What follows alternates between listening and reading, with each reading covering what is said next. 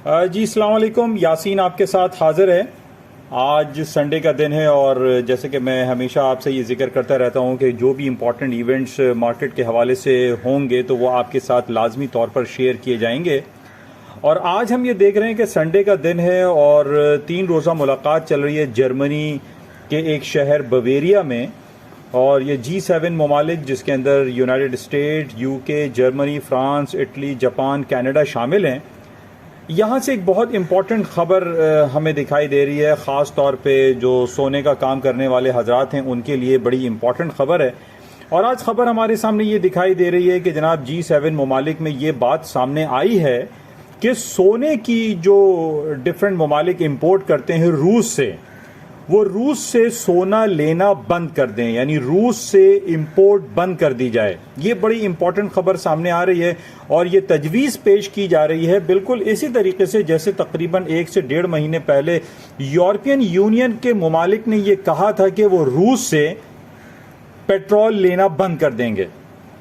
हालांकि ये बात बड़ी इंपॉर्टेंट है और ये बात समझना बहुत ज़रूरी है कि तकरीबन 90%, 80 to 90% पेट्रोल एनर्जी की जितनी भी प्रोडक्ट्स होती हैं वो रूस से ख़रीदता है यूरोपियन यूनियन या यूरोप के डिफरेंट ममालिक, जो तकरीबन 25 से 30 ममालिक पर मुश्तमिल है। लेकिन ये कहना आसान काम नहीं कि जनाब रूस का तेल लेना बंद कर दें, रूस की एनर्जी प्रोडक्ट को ख़रीदना बंद कर दें ये तमाम यूरोपियन ममालिक। इसी हवाले से आज ये खबर सामने आ रही है कि जनाब G7 में जो तकरीबन 3 दिन की ये मुलाकात है, 26, 27, 28 यानी बरोज़ मंगल ये मुलाकात ख़त्म हो जाएगी। G7 ममालिक के जितने भी बड़े सरबराहान मुमलिकत इस वक्त जर्मनी में मौजूद हैं वो 28 तारीख के बाद अपने अपने ममालिक में रवाना हो जाएंगे। लेकिन आज की तारीख में जो सबसे अहम इम्पॉर्टेंट ख़बर हमारे सामने आई है उसमें इस सोने के हवाले से ये बातें की जा रही हैं कि रूस के ऊपर से रूस पर सख्त पाबंदी लगाई जाए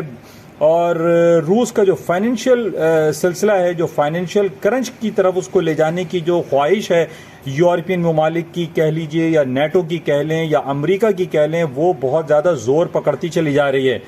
पिछले दिनों हमने ये देखा था कि यूरोपियन यूनियन और अमेरिका और नेटो ने ये पाबंदी रूस के ऊपर लगाई थी कि जो बैंकिंग फाइनेंशियल सिस्टम होता है SWIFT स्विफ्ट कोड के ऊपर बैन लगा दिया था और रूस को पूरी दुनिया से कट कर दिया था। अब जैसे जैसे हमारे पास और भी खबरें आती चली जा रही हैं और ये भी कहा जा रहा है कि रूस पूरी दुनिया में जो ग्रेन्स को एक्सपोर्ट करता है, जिसमें वीट है, चावल है और डिफरेंट दालें हैं, ये सारी जो एक्सपोर्ट रूस करता है दूसरे ममालिक को, चाहे वो पाकिस्तान हो, इंडिया हो या आप कह लीजिए कि यूरोप के सारे ममालिक हैं, उन तमाम ममालिक को बैन लगाया जा रहा है, उसकी इंपोर्ट को ख़त्म करने की कोशिश की जा रही है ताकि फाइनेंशियल क्रंच का सामना करना पड़े रूस को। और रूस ने जिस तरीके से पिछले 4 महीने से यूक्रेन के ऊपर अटैक किया हुआ है और यूक्रेन के ऊपर मुस्तकिल वो चढ़ाई करते चला जा रहा है, इसके ऊपर पाबंदी लगाई जाए। लेकिन यहाँ एक बात समझने की बहुत ज़्यादा ज़रूरत ये है कि हम ये देख रहे हैं कि रूस के साथ मुस्तकिल तौर पर दुनिया की बहुत बड़ी, जो दुनिया की बड़ी इकोनॉमीज़ हैं जिसमें चाइना और इंडिया शामिल है, वो रूस के साथ शामिल हाल दिखाई देते हैं। और ये बात कहना है कि जनाब रूस के ऊपर से पाबंदी लगा दी जाएगी, रूस के ऊपर यानी ग्रेन्स आप नहीं ले सकते, सोना नहीं खरीद सकते, चांदी नहीं खरीद सकते, पेट्रोल नहीं खरीद सकते, ये सारी बातें सामने आ रही हैं यूरोपियन यूनियन की तरफ से, ये सारी बातें आ रही हैं G7 की तरफ से, ये सारी बातें आ रही हैं नेटो की तरफ से और अमेरिका की तरफ से। तो यहाँ पर इस बात को समझना ज़रूरी है कि ये जो आज ऐलान हुआ है G7 समिट में कि जनाब रूस जो कि बरतानिया को तकरीबन $15 बिलियन की सालाना एक्सपोर्ट करता है सोने के हवाले से, इसी तरीके से अदर जो ममालिक हैं जिसमें जर्मनी है, फ्रांस है, बल्गेरिया है, पोलैंड है, फिनलैंड है, तो बहुत सारे जो यूरोपियन ममालिक हैं जो रूस से सोना खरीदते हैं उसके ऊपर पाबंदी लगाने की बातें की जा रही हैं। और ये कहा जा रहा है कि ये तमाम ममालिक अपने अपने ममालिक के अपने अपने जो पार्लियामेंट हैं उसके अंदर ये बिल पेश करेंगे और इस बिल को कामयाब बनाने की कोशिश करेंगे और आइंदा चंद दिनों में, चंद हफ्तों में पूरी दुनिया या ख़ास तौर पे आप कह लीजिए कि यूरोपियन यूनियन रूसी सोना नहीं खरीदेंगे।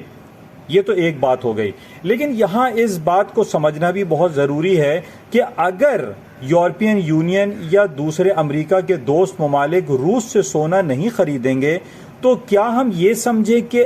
इंडिया और चाइना, जो कि एक तकरीबन दोस्त ममालिक हैं और बड़े क्लोज उनकी फ्रेंडशिप हैं, क्या वो भी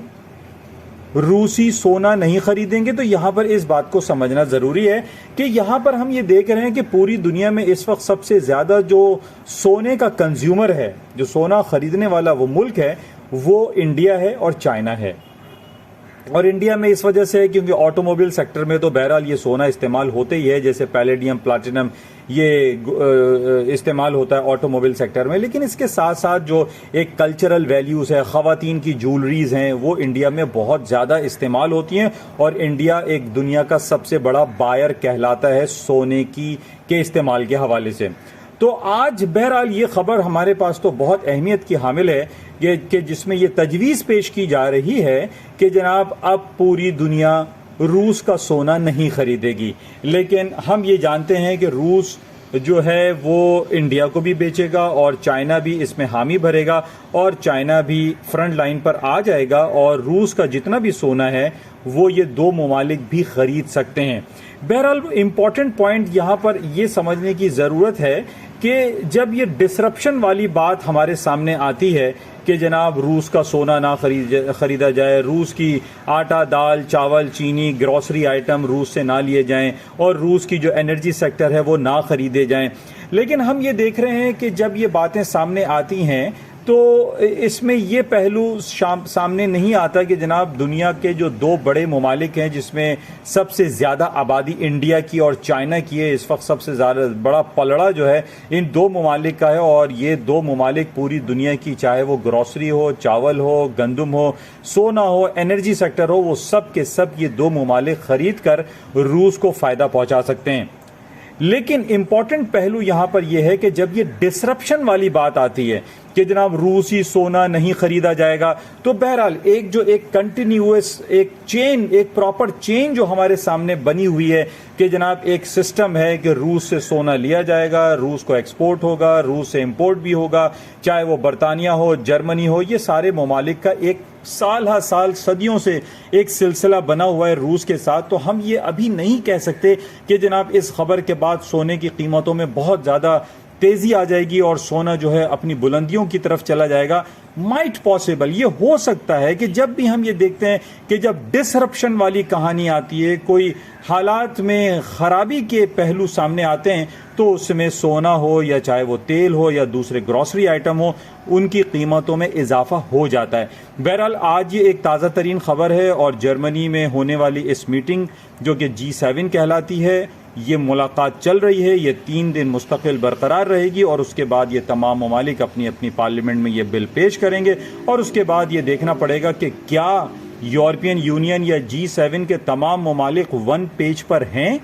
पिछले दिनों भी हमने ये देखा था कि जनाब यूरोपियन यूनियन ने के बहुत सारे ममालिक ने ये कह डाला था कि जनाब हमें हर सूरत में रूस का पेट्रोल चाहिए, रूस की एनर्जी प्रोडक्ट चाहिए, चाहे वो रशियन रूबल में वो मांगता हो, चाहे वो किसी और करेंसीज में मांगता हो, लेकिन हमें वो एनर्जी की ज़रूरत है और हम रूस से लेते रहेंगे। तो हम ये देख रहे हैं कि यूरोपियन यूनियन जो ममालिक हैं, 25-30 ममालिक का जो एक कंसोर्शियम है, ये वन पेज पर दिखाई नहीं देते, जिसकी वजह से हम ये देख रहे हैं कि जो रशियन करेंसी जब 24 फरवरी को वो वीकेस्ट साइड पर गई थी, यानी USD RUB रूबल 158 रूबल का हो गया था एक US डॉलर। आज वो स्ट्रांग होते होते हम ये देख रहे हैं कि रशियन रूबल इस वक्त स्ट्रांगेस्ट करेंसी पूरी दुनिया में बन चुकी है और महज 4 महीनों में वो 70% स्ट्रांग हो गई है वर्सेस US डॉलर। तो उसकी वजूहात हमारे सामने है कि चाइना उसका साथ दे रहा है, इंडिया उसका साथ दे रहा है और इस वजह से ये नहीं कहा जा सकता कि जनाब आज ये जो खबर आई है कि रूसी सोना जो है यूरोप अब नहीं खरीदेगा, इसमें कोई बहुत ज़्यादा जो है हम ये नहीं कह सकते कि इस खबर पे सोने की कीमतों में बहुत ज़्यादा तेज़ी आ जाएगी, क्योंकि हम ये देख रहे हैं कि G7 ममालिक हों और उसी के अंदर जो यूरोपियन यूनियन के जो 25-30 ममालिक हैं, ये वन पेज पर नहीं है, ये एक पेज पर नहीं है। वो कोई कुछ कहता है, फ्रांस कुछ कहता है, जर्मनी कुछ कहता है, लेकिन बहरहाल इम्पोर्टेंट इंपॉर्टेंट पॉइंट यहां पर आज ये है कि इस खबर का सामने आना कि G7 के मुमालिक अब ये ऐलान करने जा रहे हैं कि वो रूस का सोना नहीं खरीदेंगे, ये एक डिसरप्शन वाली कहानी है, ये एक डिसरप्शन वाली खबर है। इस खबर पे ये जरूर कहा जा सकता है कि कल सुबह जो मार्केटें ओपन होंगी, जो ऊपरी सतहों पर जा सकती हैं और इसमें इजाफे के इम्कानात मौजूद हैं। तो बहरहाल इस खबर को मद्देनजर रखते हुए एहतियात का मुजाहरा करें और मोहतात होते हुए अपनी ट्रेडिंग स्ट्रैटेजीज को एडॉप्ट करें। Thank you. खुदा हाफिज। यासीन।